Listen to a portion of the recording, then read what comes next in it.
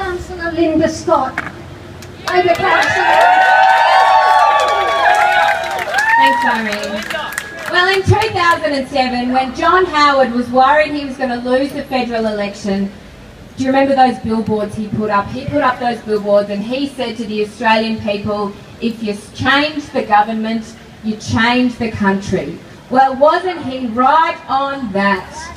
My friend and colleague Tanya Plibersek, who for the last term of our federal parliament was Australia's health minister, sat in our parliament, and do you know how many questions she got from the Liberal Party?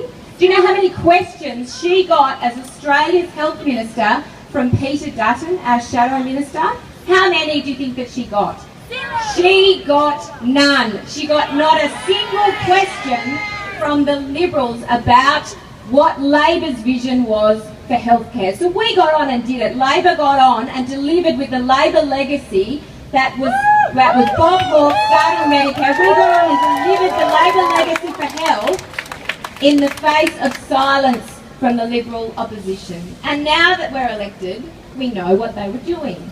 We know that they were sitting on that front bench. We know that they were holed up in their offices in Parliament House, setting out their plans to destroy Medicare. That is what they're trying to do with this co-payment system. As a councillor on the City of Sydney, we see the people who this is going to hit the hardest. We fund a lot of this state's homelessness services. We fund a lot of the community centres that these people will have to come to when they can't afford a co-payment to go and see their GP. This decision, if it is made to introduce co-payment for Medicare, will shift costs onto New South Wales councils. It will shift costs onto a New South Wales state government. It will shift costs onto all of you. I don't want to see an Australia where my children and your children and the future generations don't have universal health care. And so let's today send a very clear message to Mr Abbott and his Liberal colleagues.